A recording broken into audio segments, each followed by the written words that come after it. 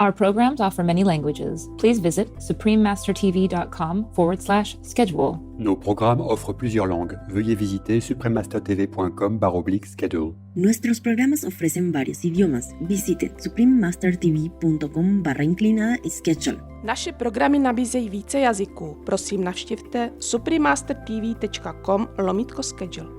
Focus not on the rudenesses of others, not on what they've done or left undone, but on what you have and haven't done yourself.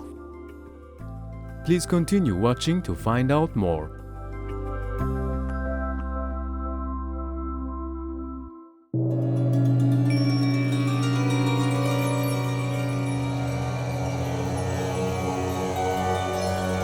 Nyachoeda Chedi Semgai means pleased to meet you in Dzongkha, the official language of Bhutan.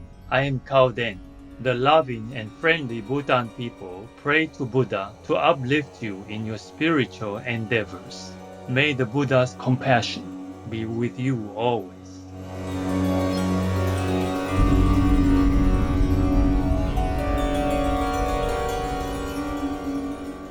Buddha, or Gautama Buddha, also known as Shakyamuni Buddha, was a great, extraordinary spiritual master from ancient India. Born as Prince Siddhartha Gautama in the 5th century BC, he would have naturally inherited the vast wealth of a kingdom. However, the prince left the palace life in search of spiritual knowledge. After years of contemplative seeking, the Buddha attained great enlightenment under the Bodhi tree. He then shared the merits of his practice by providing a method for other sentient beings to be freed from the cycle of death and rebirth.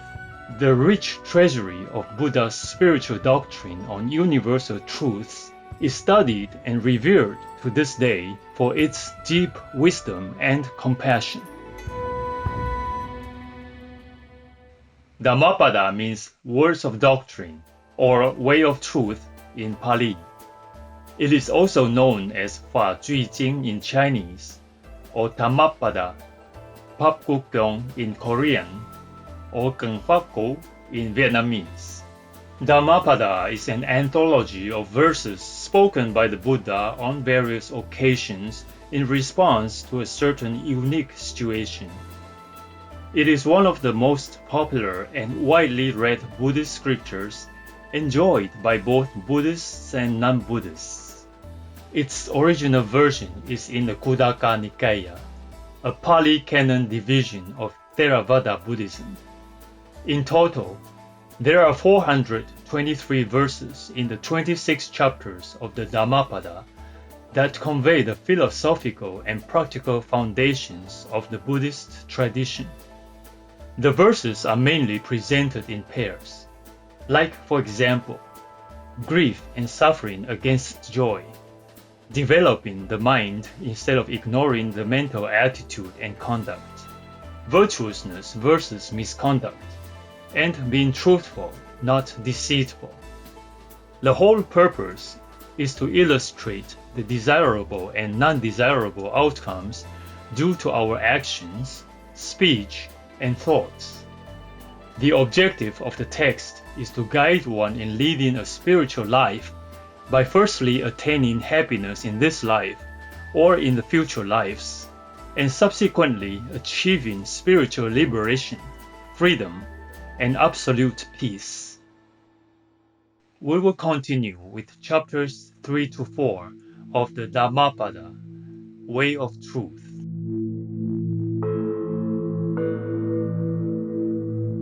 Chapter 3, The Mind. Verses 33 to 37. Quivering, wavering, hard to guard, to hold in check the mind. The sage makes it straight, the shaft of an arrow, like a fish removed from its home in the water and placed on land. This mind flips and flaps about to escape Mara's sway, hard to hold down. Nimble, alighting wherever it likes. The mind, its taming is good. The mind, well tamed, brings ease. So hard to see, so very, very subtle, alighting wherever it lights. The mind. The wise should guard it. The mind protected brings ease. Wandering far, going alone, bodiless, lying in a cave, the mind. Those who restrain it from Mara's bonds, they'll be freed.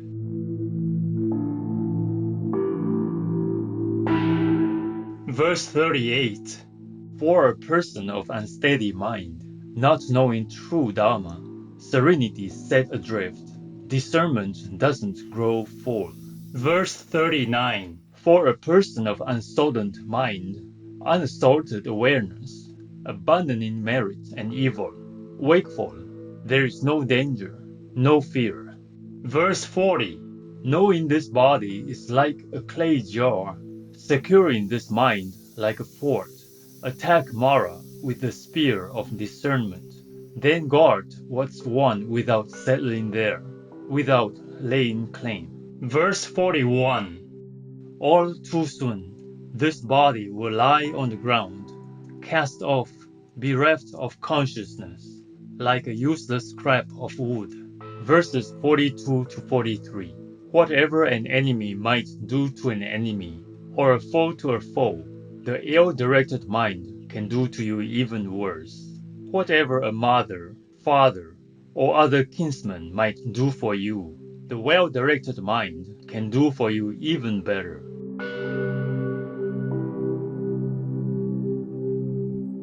Chapter 4. Blossoms. Verses 44 to 45. Who will penetrate this earth and this realm of death with all its gods? Who will ferret out the well-taught Dharma saying, as the skillful flower arranger, the flower? The learner on the path will penetrate this earth and this realm of death with all its gods. The learner on the path will ferret out the well-taught Dharma saying, as the skillful flower arranger, the flower. Verse 46. Knowing this body is like form, realizing its nature, a mirage, cutting out the blossoms of Mara, you go where the king of death can't see.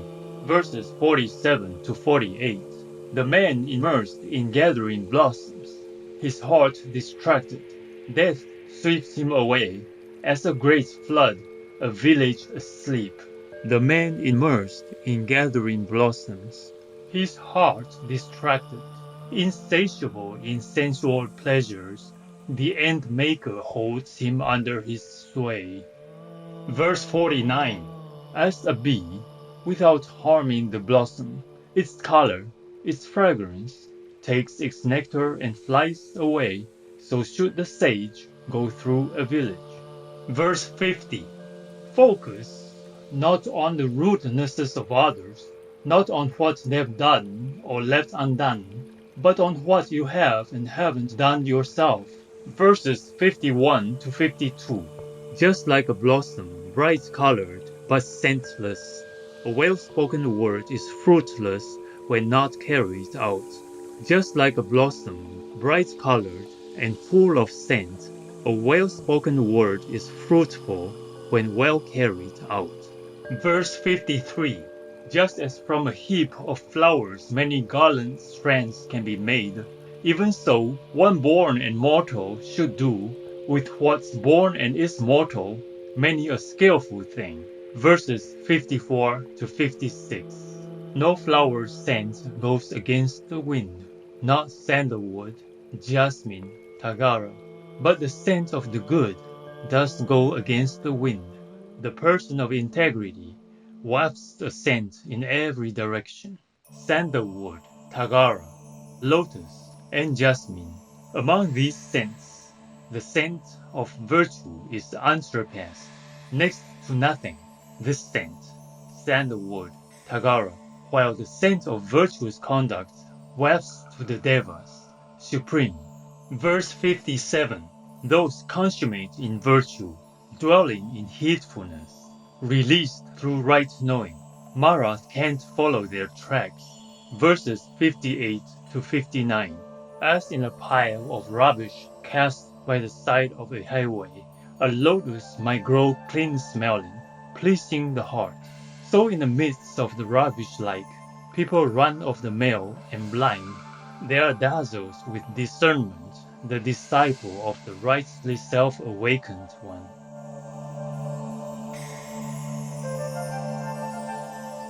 Uplifted viewers, it's been a pleasure to have your company on today's selections from the Dhammapada, Way of Truth, chapters 1 to 4, part 2 of 2, on Words of Wisdom. Coming up next is Grand Canyon Genesis and the Native American First Nations, right after noteworthy news. May you rejoice in Buddha's love and blessings always. Our programs offer many languages. Please visit suprememastertv.com/schedule and suprememastertv.com/WOW.